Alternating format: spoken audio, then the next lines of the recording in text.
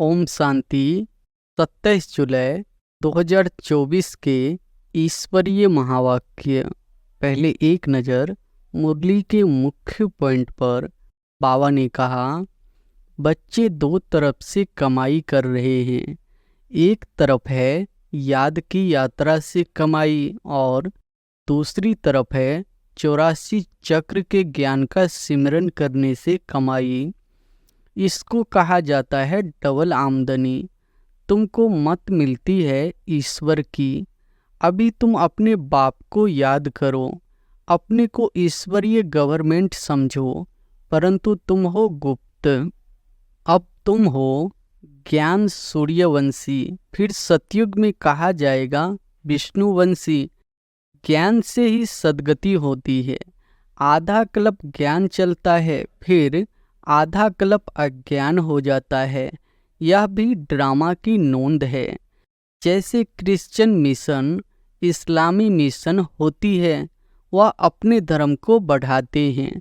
तुम अपने ब्राह्मण धर्म और दैवी धर्म को बढ़ाते हो। और फिर बाबा ने कहा, बच्चों को अच्छी रीति धारणा करनी है जो किसी को समझा सके। बात कोई बड़ी नहीं है, सेकंड की बात है। बाप से वर्षा लेना। लोग तो जीव घात करते, डूब मरते, इसमें घात आदि की बात नहीं।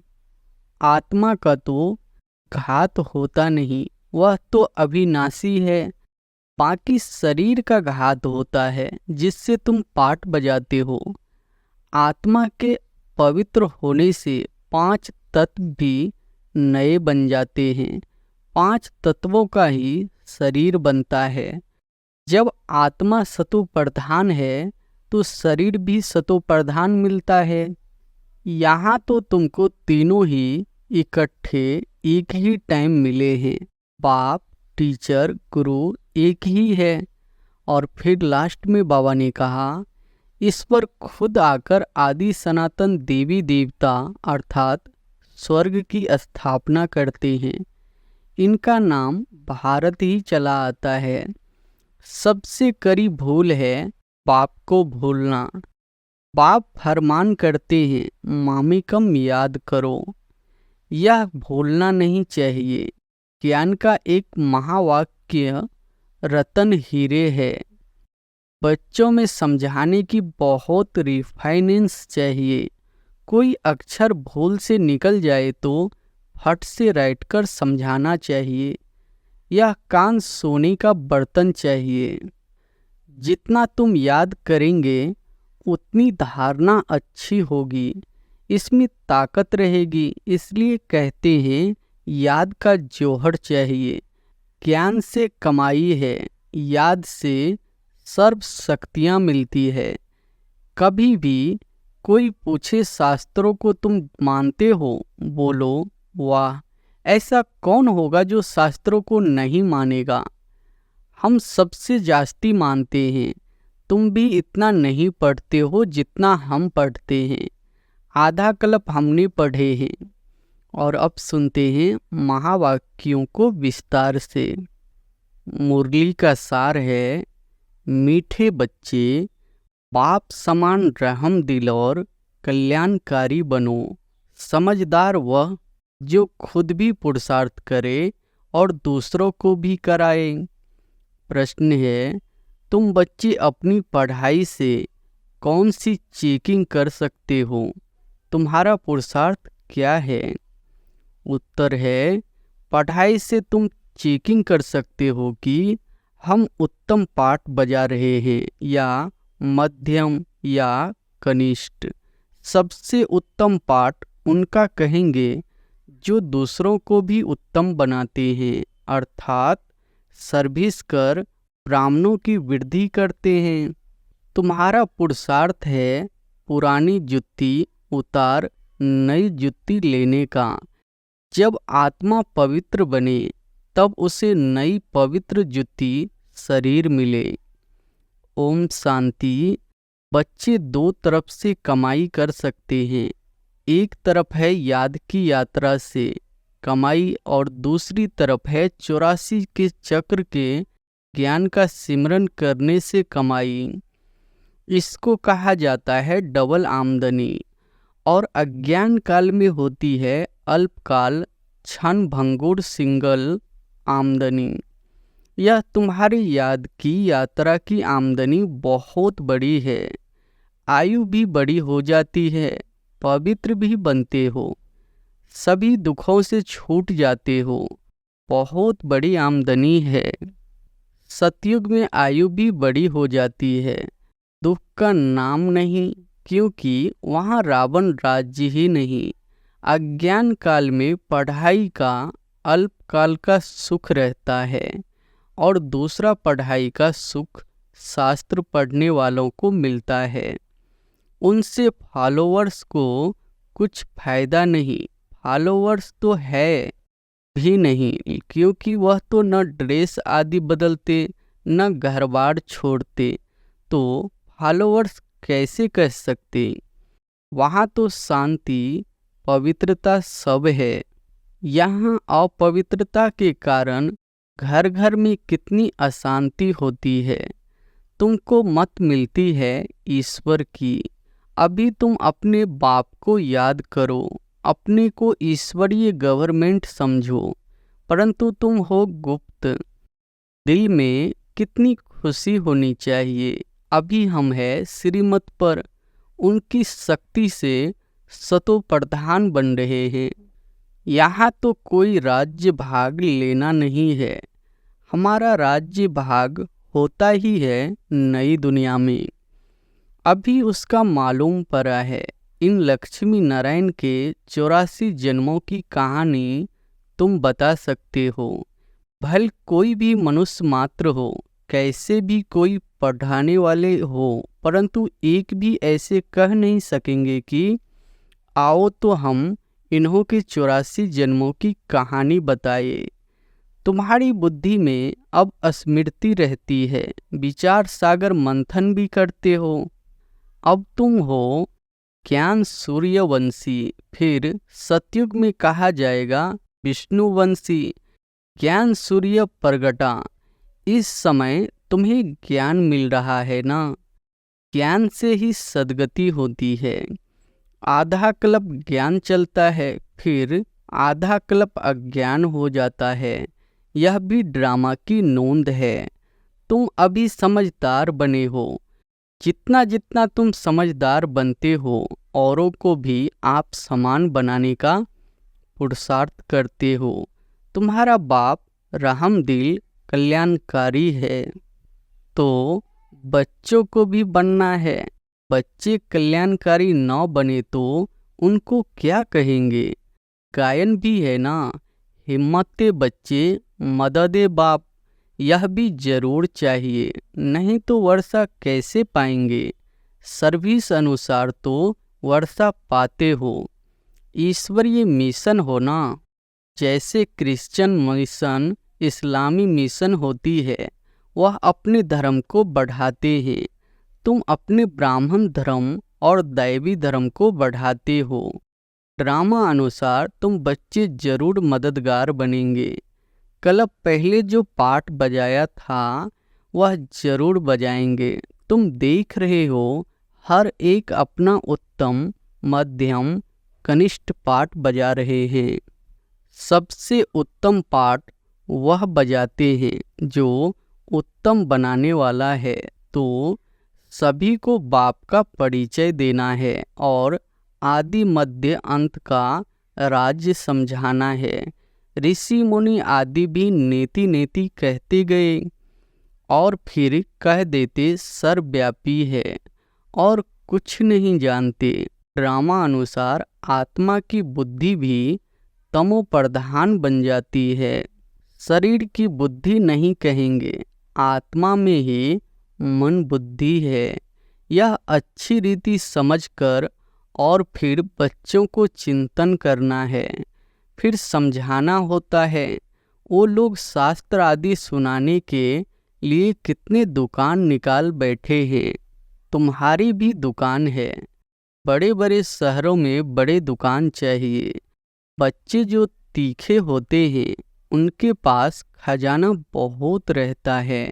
इतना खजाना नहीं है तो कोई को दे भी नहीं सकते हैं। धारणा नंबरवार होती है।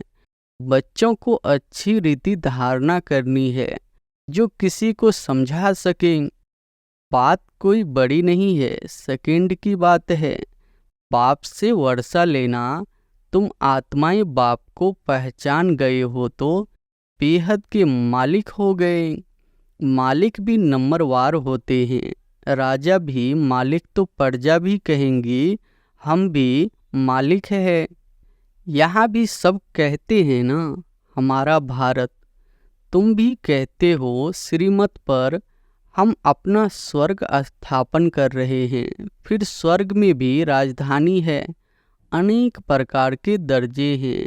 पुरुषार्थ करना चाहिए ऊंच पद पाने का।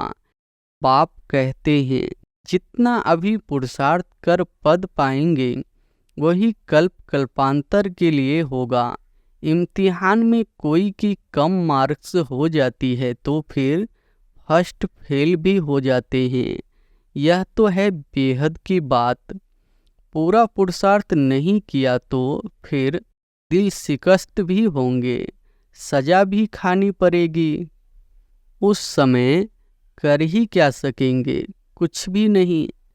आत्मा क्या करेगी। वो लोग तो जीव घात करते तो मरते, इसमें घात आदि की बात नहीं। आत्मा का तो घात होता नहीं, वह तो अविनाशी है। बाकी शरीर का घात होता है जिससे तुम पाठ बजाते हो। अभी तुम पुरुषार्थ करते हो। यह पुरानी जुत्ती उतार, हम नई दैवी जुत्ती ले लेवे। यह कौन कहते हैं? आत्मा। जैसे बच्चे कहते हैं ना हमको नया कपड़ा दो, हम आत्माओं को भी नया कपड़ा चाहिए। बाप कहते हैं तुम्हारी आत्मा नई बने तो शरीर भी नया चाहिए, तब शोभा है। आत्मा के पवित्र होने से 5 तत्व भी नए बन जाते हैं। 5 तत्वों का ही शरीर बनता है। जब आत्मा सतो प्रधान है तो शरीर भी सतो प्रधान मिलता है। आत्मा तमो प्रधान तो शरीर भी तमो प्रधान। अब सारी दुनिया के पुतले तमो प्रधान है। दिन प्रतिदिन दुनिया पुरानी होती जाती, गिरती जाती है। नए से पुरानी तो हर एक चीज होती है। पुरानी हो फिर डिस्ट्रॉय होती है। यह तो सारी सृष्टि का सवाल है। नई दुनिया को सतयुग, पुरानी दुनिया को कलयुग कहा जाता है। बाकी इस संगम युग का तो किसी को भी पता नहीं। तुम ही जानते हो यह पुरानी दुनिया बदलनी है। अब बेहद का बाप, जो बाप टीचर गुरु है, उनका फरमान है कि पावन बनो। काम जो महाशत्रु है उन पर जीत पहन जगत जीत बनो। जगत जीत अर्थात विष्णुवंशी बनो।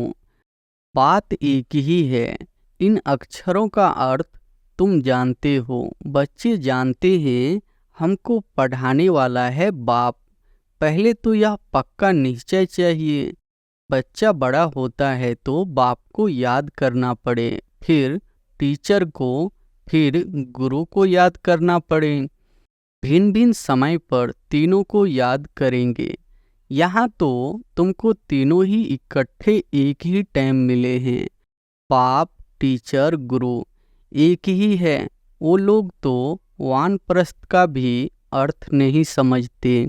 वानप्रस्थ में जाना है इसलिए समझते हैं गुरु करना चाहिए। 60 वर्ष के बाद गुरु करते हैं। यह कायदा अभी ही निकला है। बाप कहते हैं इनके बहुत जन्मों के अंत में वानप्रस्थ अवस्था में मैं इनका सतगुरु बनता हूँ। बाबा भी कहते हैं 60 वर्ष बाद सतगुरु किया है, जबकि निर्वाण धाम जाने का समय है। बाप आते ही है सबको निर्वाण धाम में ले जाने। मुक्ति धाम जाकर फिर पाठ बजाने लिए आना है। वानप्रस्थ अवस्था तो बहुतों की होती है, फिर गुरु करते हैं। आजकल तो छोटा बच्चा हुआ उनको भी गुरु करा देते हैं, फिर गुरु को दक्षिणा मिल जाएगी। क्रिश्चियन लोग क्रिश्चियनाइज कराने गोद में जाकर देते हैं, परंतु वह कोई निर्वाण धाम में जाते नहीं। यह सब राज बाप समझाते हैं। ईश्वर का अंत तो ईश्वर ही बताएंगे। शुरू से लेकर बतलाते आए हैं, अपना अंत भी आते हैं और सृष्टि का ज्ञान भी देते हैं। ईश्वर खुद आकर आदि सनातन देवी देवता अर्थात स्वर्ग स्थापन करते हैं। इनका नाम भारत ही चला आता है। गीता में सिर्फ श्री कृष्ण का नाम डाल कितना रोला कर दिया है। यह भी ड्रामा है, हार और जीत का खेल है। इसमें हार जीत कैसे होती है यह बाप बिगड़ तो कोई बता न सके। यह लक्ष्मी नारायण भी नहीं जानते कि हमको फिर हार खानी है। यह तो सिर्फ तुम ब्राह्मण ही जानते हो, शूद्र भी नहीं जानते।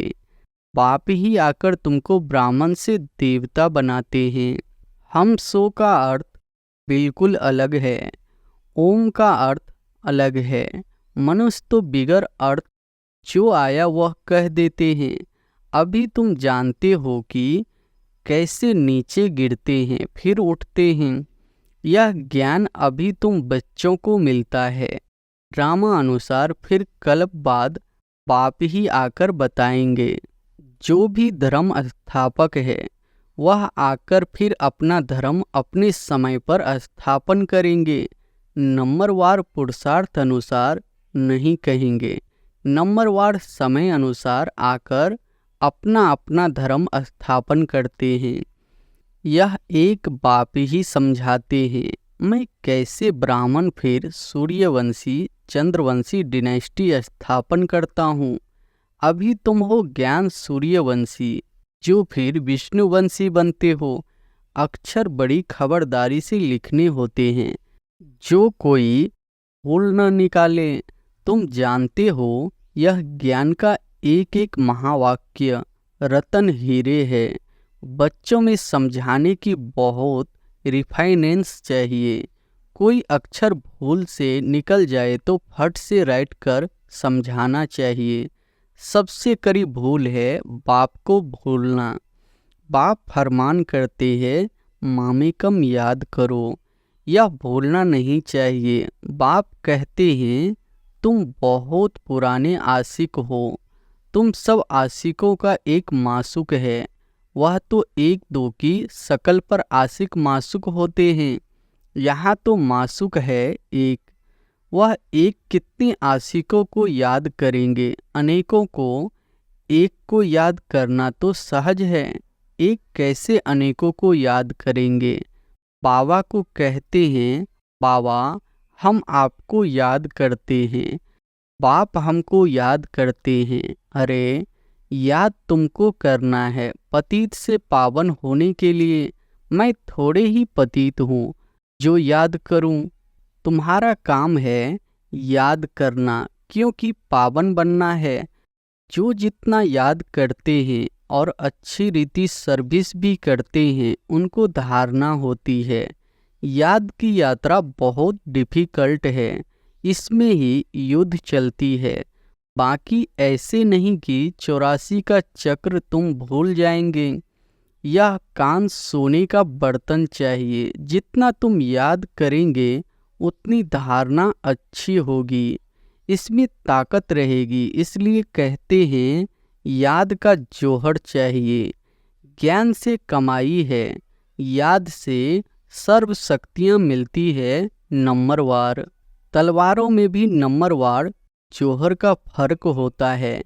वह तो है स्थूल बातें, मूल बात बाप एक ही कहते हैं अलप को याद करो।